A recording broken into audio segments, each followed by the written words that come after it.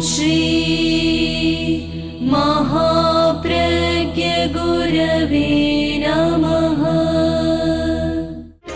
जिसके सांसों में रहता है शाश्वत शांति का स्पंदन, उस महाप्रज्ञ को वंदन, उस महाप्रज्ञ को वंदन। सत्य अहिंसा अनेकांत को अर्पित जिसका तन मन, उस महाप्रज्ञ को वंदन, उस महाप्रज्ञ को वंदन। जिसके सांसों में रहता है शाश्वत शांति का स्पंदन, उस महाप्रज्ञ को वंदन, उस महाप्रज्ञ को वंदन।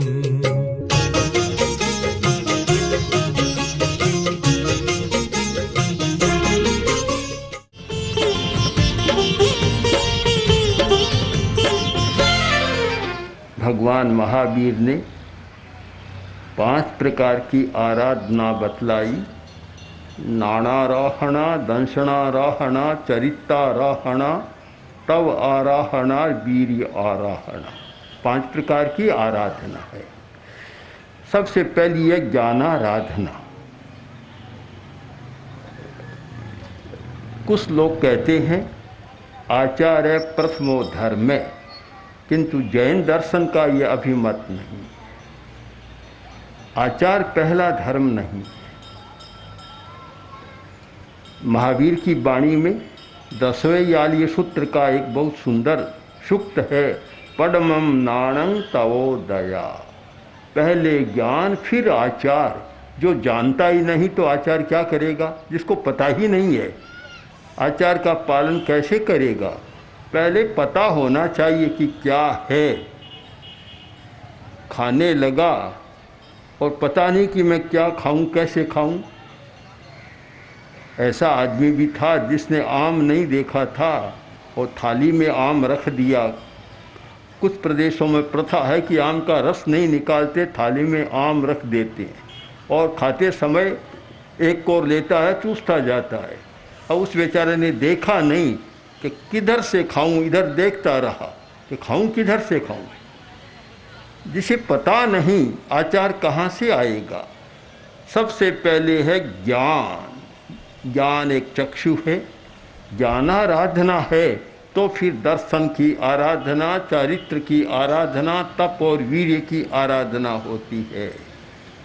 मैं मानता हूँ कि इस दुनिया में जो विकास हुआ है वह ज्ञानाराधना के द्वारा हुआ है। चाहे लौकिक क्षेत्र है, चाहे वैदिक क्षेत्र, चाहे सामयिक क्षेत्र, तीनों धाराओं में जो विकास हुआ है वह ज्ञानाराधना के द्वारा हुआ है। आज का वैज्ञानिक विकास भी सारा ज्ञानाराधना के द्वारा हो रहा है। कितना ज्ञान आज बढ़ा है हम कल्पना नहीं कर सकते। आचार्य तुलसी ने ऐसे वातावरण का निर्माण किया कि ज्ञान, दर्शन, चारित्र में व्यक्ति, जाति और संप्रदाय का नाम भी नहीं आना चाहिए। ज्ञान ज्ञान है, वहाँ कौन व्यक्ति है, किस जाति का है, किस संप्रदाय का है, अगर यह प्रश्न आता है तो उसने ज्ञानाराधना का पहला पाठ भी नहीं पढ़ा। हो ही नहीं सकता। उसमें तो किस व्यक्ति ने क्या दिया, कितना नया दिया, कितना नया जोड़ा, यही कोण हमारे सामने होना चाहिए। तो मैं कह सकता हूँ आचार्य हेमचंद्र ने विद्या के क्षेत्र में, ज्ञान के क्षेत्र में इतना नया दिया है कि शायद आज भी उसका पूरा मूल्यांकन करना सबके लिए कठिन हो रहा। इतना दिया है और एक क्षेत्र में नहीं, अनेक क्षेत्रों में दिया है। दिया इसलिए कि उनका दृष्टिकोण अनेकांत का था। अनेकांत, जिस व्यक्ति के भावना में, मन में, दृष्टि में अनेकांत का प्रवेश हो जाता है, उस व्यक्ति के सामने केवल सत्य होता है और सब बातें गौण हो जाती हैं। कोई आग्रह नहीं पनपता, आग्रह नहीं। आचार्य हेमचंद्र के सामने भी जब जब प्रसंग आए कि सोमनाथ की स्तुति करनी है तो उन्हें कठिनाई नहीं हुई, महादेव स्तोत्र बना दिया। और जब उन्होंने उनके सामने सोमदेव के सामने कहा, यत्र तत्र समये यथा तथा योचिषोश्चविधया यया तया बीत दोष कलुष सचेत भवान एक एव भगवन नमोस्तुते। किसी भी समय में, किसी कालखंड में, किसी भी यथा तथा किसी भी रूप में जो भी हो, कोई भी और किसी भी बात से हो यया तया, अगर वह बीत राग है तो वह एक ही है और उस भगवान को मेरा नमस्कार। संभवतः कुछ पंडितों ने सिद्धराज से कहा कि आचार्य हेमचंद्र महादेव की स्तुति नहीं करेंगे। तो सिद्धराज ने कहा, गुरुदेव ऐसा सुना आप क्या स्तुति नहीं करेंगे? मैं क्यों नहीं करूँगा? अनेकांत की दृष्टि जिसके पास है कहीं अवरोध आता ही नहीं। ये सारे झगड़े एकांत दृष्टि वाले लोग ही पैदा करते हैं।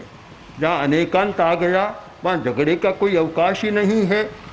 सामने खड़े हुए और जब उन्होंने कहा, भव बीजांकुर जननः रागाद्या क्षय मुपागता यस्य ब्रह्मा वा विष्णुर्वा हरो जिनो वा नमस्तस्मै। जिसका जन्म मरण का बीज नष्ट हो गया, उसको पैदा करने वाले कसाय कलमश नष्ट हो गए, राग द्वेष नष्ट हो गए, उस बीत रागात्मा को मेरा नमस्कार। फिर उसका नाम चाहे ब्रह्मा रखो, विष्णु रखो, महादेव रखो, जिन रखो, और अगर और होता तो आज की भाषा में कह देते चाहे अल्लाह रखो, चाहे रहीम रखो, कुछ भी रखो, ईसा रखो, मुझे कोई मतलब नहीं है। मुझे नाम से कोई मतलब नहीं है। मैं मानता हूँ कि जो व्यक्ति सत्य की शोध करने वाला है और वह नाम और रूप के चक्कर में फंस जाता है, वहाँ सत्य तो गौण होता है और नाम रूप ऊपर हो जाते हैं। सत्य शोधक के लिए दो शब्द बड़े प्रिय होते हैं, नामातीत होना, रूपातीत होना। न रूपातीत न नामातीत, कुछ भी नहीं, कुछ भी उनके सामने नहीं होता। तो आचार्य हेमचंद इतना दिया है विद्या के क्षेत्र में। पूरे हिंदुस्तान के इतिहास को लें या पूरे विश्व को इतिहास को लें कि कुछ व्यक्ति ऐसे हुए हैं जिन्होंने सरस्वती के भंडार को बहुत बढ़ाया। उनमें आचार्य हेमचंद्र का नाम दूसरी पंक्ति में नहीं जाएगा, पहली पंक्ति में रहेगा। इतना किया है और अनेक क्षेत्रों में किया। भाई सात्विक जीवन, सादा जीवन, कुछ भी नहीं, वही वेशभूषा। किंतु सरस्वती का कोई ऐसा वरदान उन्हें प्राप्त था कि जो भी शब्द निकलता वह सरस्वती का वरदान बनकर ही निकलता। और उदार थे वैसे और मिलनसार, विनोदी। एक प्रसंग आता है, अनेक प्रसंग है आचार्य हेमचंद्र के। एक प्रसंग आए, विद्वान बैठे थे, विद्वानों की सभा थी, उसमें आना था। आए तो किसी विद्वान ने कह दिया, आगतो हेम गोपालो दंड कंबल मुद्बहन। ये हेमचंद्र ग्वालिया अब आ गया है। हाथ में जैसे ग्वालिया रखता है ना चरवाहा, हाथ में डंडा रखता है, कंबल रखता है। तो आगतो हेम गोपालो दंड कंबल मुद्बहन। आचार्य हेमचंद्र ने उसे सर स्वीकार किया, गुस्सा नहीं किया, सहर स्वीकार किया और विनोदी स्वभाव से कह दिया कि सर दर्शन पशु प्रायान चारयन जैन वाटिके। यह ग्वालिया आ गया है, ये 6 दर्शनों के जो पशु हैं उनको जैन बाड़े में चराने के लिए हेमचंद्र ग्वालिया आ गया। स्थूलीभद्र का वर्णन आचार्य हेमचंद्र ने किया कि स्थूलीभद्र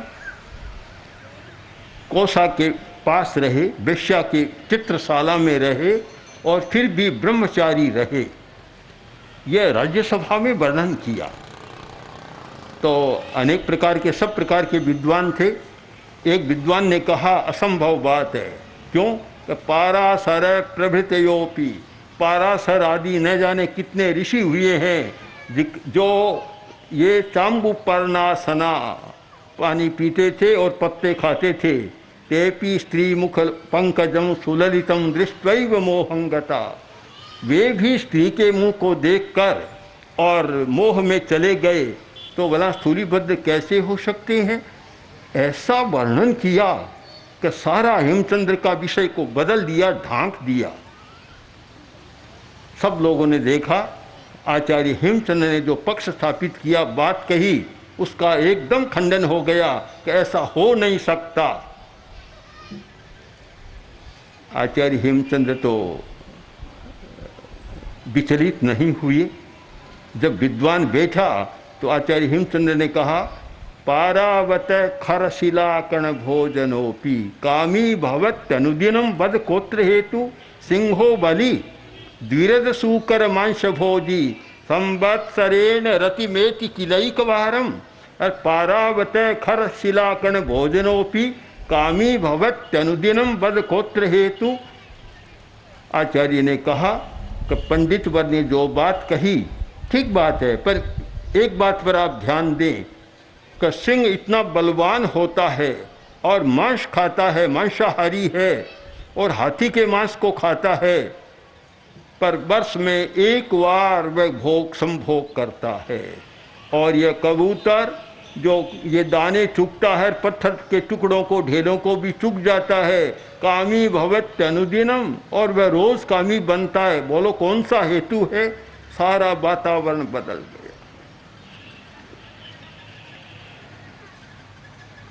ज्ञान कितना होता है और किस प्रकार प्राप्त होता है, एक लंबी कहानी है, पर यह स्वीकार करने में कोई कठिनाई नहीं कि गुजरात की भूमि आज भी आचार्य हेमचंद्र के सांस्कृतिक विचारों, अवदानों की ऋणी है।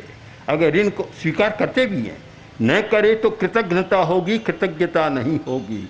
उन्होंने एक ऐसा सांस्कृतिक वातावरण तैयार किया था और ऐसी स्थिति का निर्माण किया था कि कोरा सिद्धांत नहीं, व्यवहार में शायद इतिहास में पहली बार अमारी का, पहले भी हुआ है पर प्रमुख रूप में जब अमारी की घोषणा कुमारपाल के द्वारा हुई, आचार्य हेमचंद्र का था कि यहाँ कोई भी पशु को मार नहीं सकता। अमारी पड़ा है, अमारी की घोषणा। बाद में तो हीर विजय सूरी के प्रयत्नों से कभी कभी आंशिक रूप में बादशाह ने, अकबर ने भी की है, पर यहाँ तो एक व्यापक रूप में हुआ था। अहिंसा की स्थापना, अनेकांत की स्थापना, इसमें आचार्य हेमचंद्र ने जो किया बड़ा अद्भुत है। और आप देखेंगे इतने बड़े ज्ञानी, इतने बड़े विद्वान, विचारक, चिंतक, साहित्यकार, फिर भी कितने विनम्र। अब भला सिद्धसेन महान थे बड़े, पर हेमचंद्र भी तो कम नहीं थे, पर भी उनके प्रति इतनी विनम्रता कि कितनी गंभीरता है सिद्धसेन की स्तुतियों में। सिद्धसेन वास्तव में ही शायद संस्कृत साहित्य में गंभीरता का अध्ययन करना हो तो कालिदास, साहित्य के क्षेत्र में कालिदास, और अध्यात्म और दर्शन के क्षेत्र में सिद्धसेन, जिनकी बड़ी गंभीर स्तुतियां हैं। फिर भी क्या मुझे निराश होने की जरूरत नहीं है, निराश होने की कोई आवश्यकता नहीं है। क्यों? कि जो हाथी का बच्चा है, हाथी के पीछे पीछे चलता है, तो क्या एक दिन वह पहुंच नहीं जाएगा? इतनी विनम्रता। अब विनम्रता को देखिए।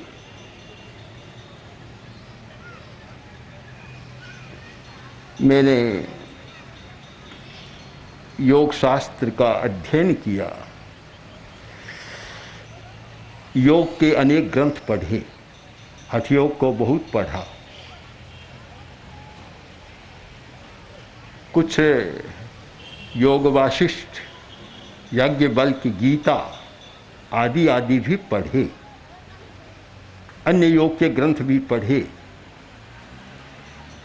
गोरखनाथ को भी पढ़ा, गोरख संहिता को पढ़ा, शिव सूर्योदय को पढ़ा, पर मन में एक प्रश्न हमेशा रहा कि उनमें सिद्धांत तो वर्णित है, किंतु उन्होंने स्वयं क्या साधना की, क्या पाया, कहाँ हुआ, वह बहुत दुर्लभ है।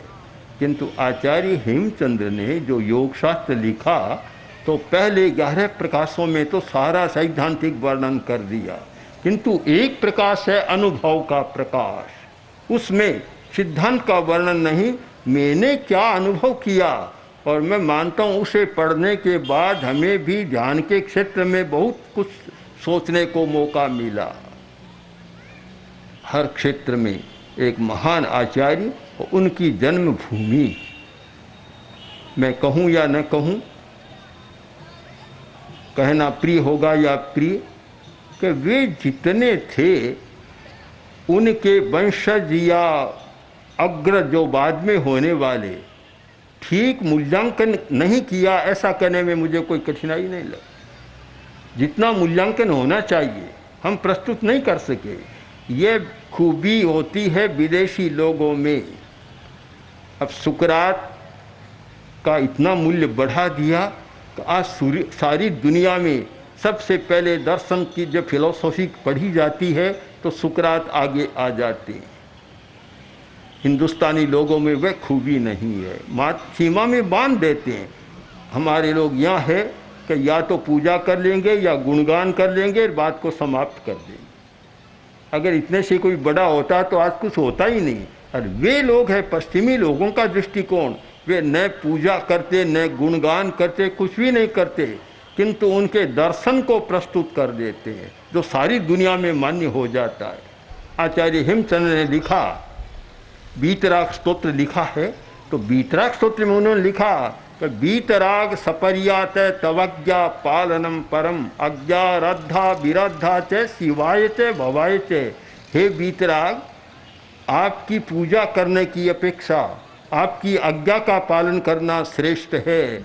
आज्ञा की आराधना करने वाला संसार में भ्रमण करता है, और आज्ञा जो आराधना नहीं करता, आज्ञा की विराधना करने वाला संसार में भ्रमण, आराधना करने वाला मोक्ष में जाता है। इन दो शब्दों पर ध्यान दें, एक पूजा और एक आराधना। आज्ञा की आराधना, पूजा करने का काम सीधा आपने 10 मिनट में काम पूरा कर लिया, पर दुनिया तक आपकी पूजा नहीं जाएगी, दुनिया तक तो उनका व्यक्तित्व जाएगा और वह विद्या के द्वारा जाएगा। तो इसलिए हमें यह सीखना है, और अनेकांत के द्वारा तो ये सीखना जरूरी है, बहुत जरूरी, कि न नाम न रूप न वेश न लिंग न परंपरा, ये सब अपने स्थान पर है। अपनी पूजा पाठ उपासना के लिए उनका उपयोग करें, जैसा आप चाहे करें, पर जो विद्या का क्षेत्र है उसे आप न परंपरा के साथ जोड़ें न राम और रूप के साथ जोड़ें, उसे तो मुक्त रहने दें। विद्या विद्या है, ज्ञान ज्ञान है, सरस्वती को कभी बांधा नहीं जा सकता। अगर कोई कह दे कि सरस्वती की प्रतिमा पर तो हमारा अधिकार है, कैसे होगा? लाडलू में दिगंबर मंदिर में 1000 वर्ष पुरानी जो सरस्वती की प्रतिमा है, आज विश्व में दुर्लभ प्रतिमा है, तो अब किसी का अधिकार नहीं होता उस पर। जैन लोगों के वहाँ भी सरस्वती की प्रतिमा है, वैदिकों के वहाँ भी सरस्वती की प्रतिमा है, विद्यालयों में भी सरस्वती की प्रतिमा है, और विद्या आचरण होता है तो भी सरस्वती का मंगल पाठ होता है। तो सरस्वती पर किसी का एकाधिकार नहीं होता, ज्ञान और विद्या पर किसी का एकाधिकार नहीं होता। इस अनेकांत दृष्टि को समझकर और हम कुछ काम करें, केवल पूर्वजों की कमाई पर न जीवन चलाएं। मेरा पूर्वज बड़ा धनी हुआ है, मेरा हुआ है, आज तुम क्या करते हो? आज तो कुछ नहीं खाता, उनकी रोटी खाता हूँ, कब तक खाओगे? एक दिन समाप्त हो जाएगी। पूर्वजों का सम्मान करना ठीक है, पर पूर्वजों की कमाई को खाते रहना ठीक नहीं है।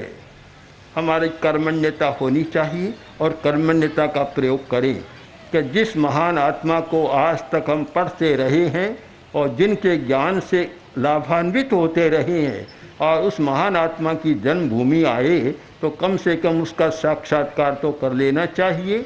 और मैं चाहता हूँ कि हमारे आने के बाद हमारी कुछ प्रेरणा का स्वर यहाँ के विद्वानों, श्रावकों, दूसरों को लगे कि हमारा कर्तव्य क्या है, इस पर सोचे तो पूरी प्रसन्नता हो जाए। आप लोग भी चिंतन करें और किस रूप में ज्ञान आराधना को प्रस्तुत करना चाहिए, इस दिशा में काम चले। किंतु पूरे देश विदेश के विद्या क्षेत्र का बड़ा लाभ होगा।